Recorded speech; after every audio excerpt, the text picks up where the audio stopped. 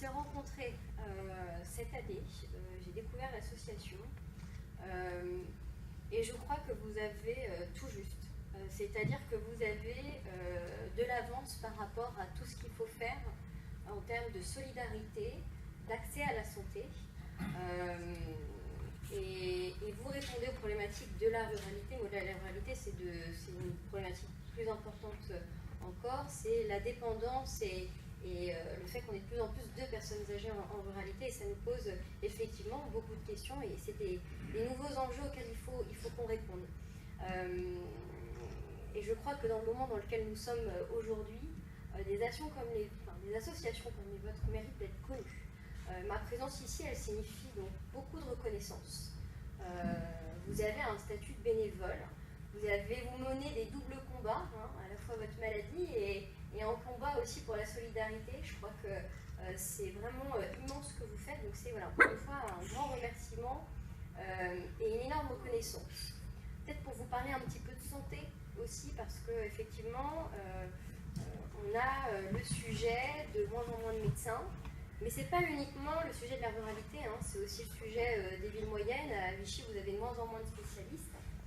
Et il faut qu'on arrive à trouver des réponses à ces questions-là.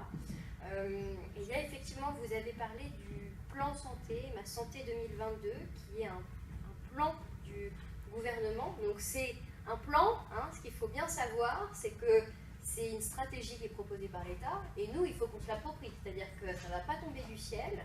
C'est un peu comme la fibre et le numérique.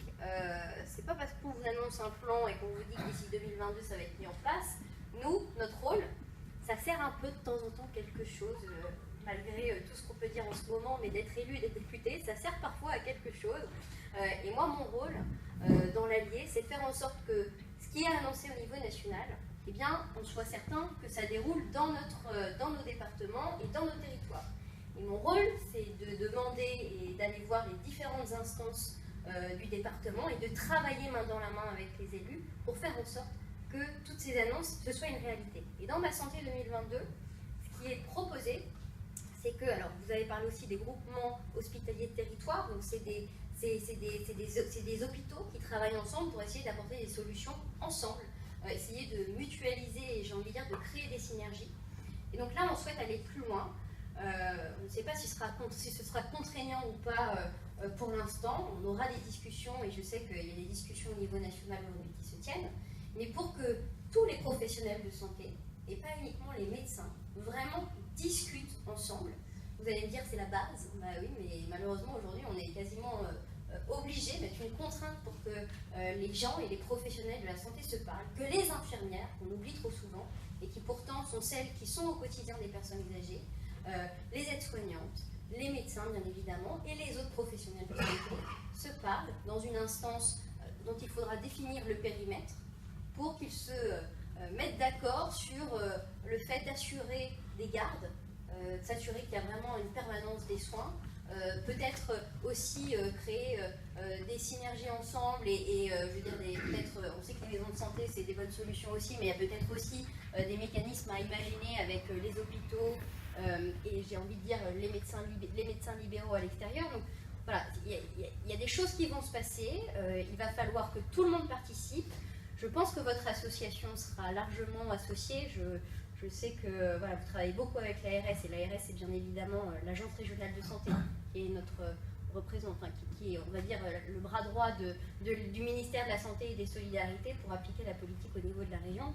Et c'est extrêmement important que votre association, bien évidemment, soit impliquée, parce que je suis sûre qu'elle aura plein de bons conseils, et voire même des exemples à donner sur les pratiques qu'elle a pu avoir sur le territoire. Donc ça va nous animer, ça nous anime déjà et ça va nous animer tout au long de l'année. Et à l'Assemblée nationale, il y aura des discussions également autour d'une loi santé. Et donc il faudra absolument qu'on puisse travailler ensemble, que vous nous fassiez qu'on échange et que vous nous fassiez comprendre un peu qu'est-ce qu'on peut faire de mieux et qu'est-ce qu'on peut améliorer dans la loi, quels sont les obstacles aujourd'hui. Vous nous avez donné quelques pistes tout à l'heure.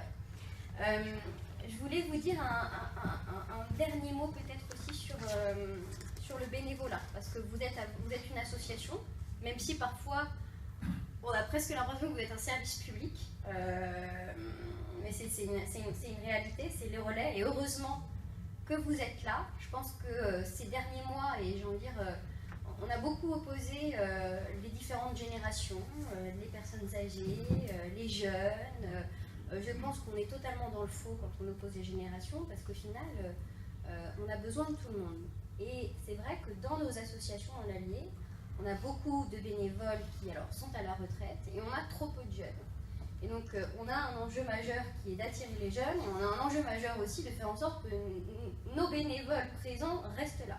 Et pour ça, il y a encore un sujet de reconnaissance, mais au-delà de ça, on est venu plusieurs fois me voir à la permanence d'autres associations qui sont extrêmement présentes sur les territoires sur le statut du bénévole.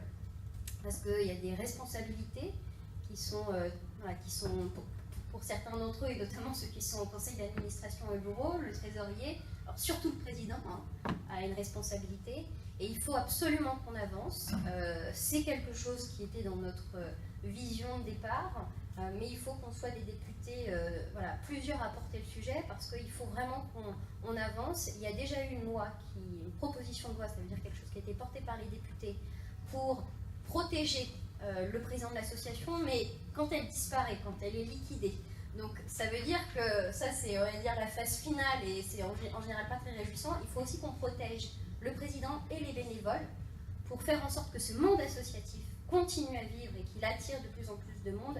Et donc ça c'est également quelque chose sur lequel moi j'aimerais pouvoir travailler. Vous avez parlé de Roger Picard, vous avez parlé, je pense à la VERPAM aussi, qui est un réseau associatif extrêmement important dans le département qui s'occupe de tout ce qui tourne autour du sujet du handicap.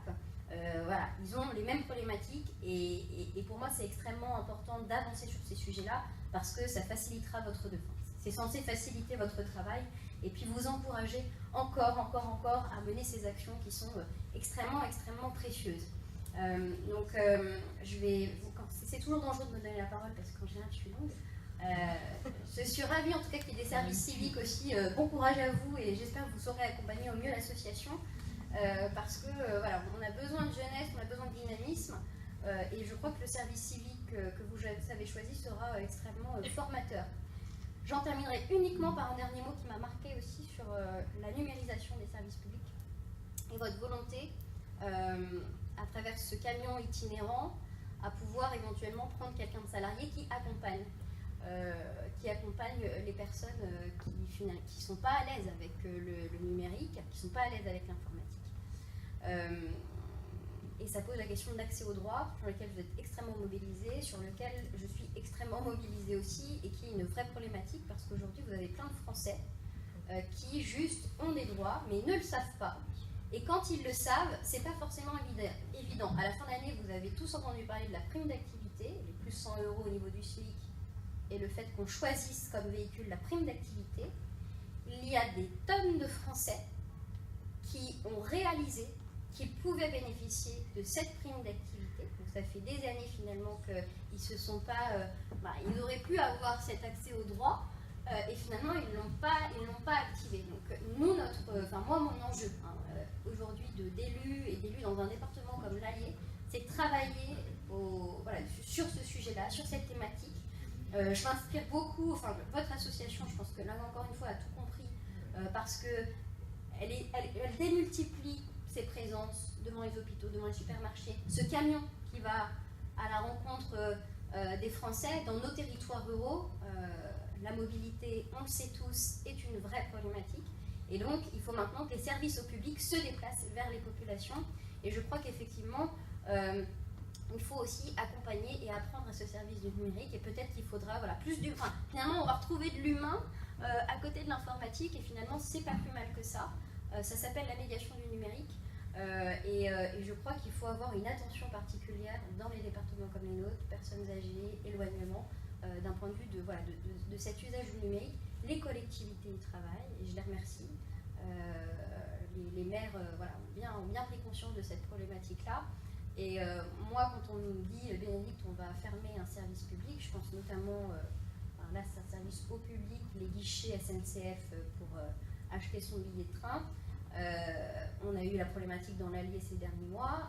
Moi, je leur ai dit non, vous ne fermez pas de guichet, à moins que vous ayez... si c'est pour mettre une borne de questions, parce qu'il y aura des personnes âgées qui, justement, elles vont au guichet aujourd'hui parce qu'elles ne peuvent pas retirer leur billet, elles ne sont pas à l'aise avec la machine. Donc soit vous nous proposez une solution alternative, et on crée un projet ensemble, et on peut s'appuyer sur ce que j'appelle, moi, les réseaux de solidarité. Les buralistes, la poste se renouvelle, etc., eh bien, on peut peut-être aller acheter son billet au bureau de tabac, il y en a quand même pas mal dans nos circonscriptions, ou alors, si vous nous mettez une board, vous formez les personnes qui sont sur le quai pour accompagner nos personnes âgées. Donc en fait, il ne faut pas qu'on se batte contre la numérisation, il faut qu'on se batte pour que il y ait un accompagnement, il y ait vraiment une compréhension de l'outil. Et moi, je crois que le vrai progrès, en ce moment, je réfléchis beaucoup à cette notion parce que je trouve qu'on n'y réfléchit pas assez, c'est quel progrès on veut demain, hein, avant de se poser toutes les autres questions possibles et inimaginables. C'est quel progrès on veut. Je crois qu'on veut un progrès vers les solidarités, peut-être un progrès, des choses qui facilitent un peu notre vie. Le numérique peut le faciliter et permet de faire des économies aussi. Mais il n'empêche que ça ne doit pas être au détriment du social, de ce qu'on est profondément. Et je crois encore une fois, désolée de l'avoir dit plusieurs fois, mais que votre association, Juste, a tout compris et est dans le juste. Et pour moi, c'est un vrai exemple. Et vous avez un président qui vraiment se bat, et que je remercie parce que on a la chance dans le département, dans l'Allier, d'avoir des personnes extrêmement précieuses, qui se mobilisent, qui font ça bénévolement, qui donnent de leur temps. Merci, on a besoin de vous, continuez votre action. Et en tout cas, je crois, ma présence, elle signifie ça encore une fois. Vous pouvez compter sur mon soutien. Je ne peux pas tout faire, et je sais le dire quand je ne peux pas tout faire. Mais en tout cas, j'ai vraiment volonté à pouvoir appuyer votre action et puis m'appuyer un peu sur vous aussi, parce que, encore une fois, je crois que c'est que dans l'échange qu'on avance. Donc bon courage dans le combat que vous menez au quotidien. Et puis, bon courage pour l'action que vous menez aussi pour les autres. Et je vous remercie infiniment et je crois qu'on a encore le droit de vous souhaiter une bonne année. Donc vraiment une excellente année, en espérant qu'elle soit apaisée, mais on va tout faire pour. Et au-delà de toute n'importe quelle immense réforme, moi je crois que ce qui compte avant tout, c'est les projets de territoire, c'est les projets qu'on mène ensemble, c'est la proximité qu'on peut avoir ensemble. Il faut qu'on travaille dans ce sens-là. Et moi, c'est mon combat, en tout cas, en tant qu'élu. Voilà. Très heureuse d'avoir été parmi vous ce matin. Et merci de votre attention.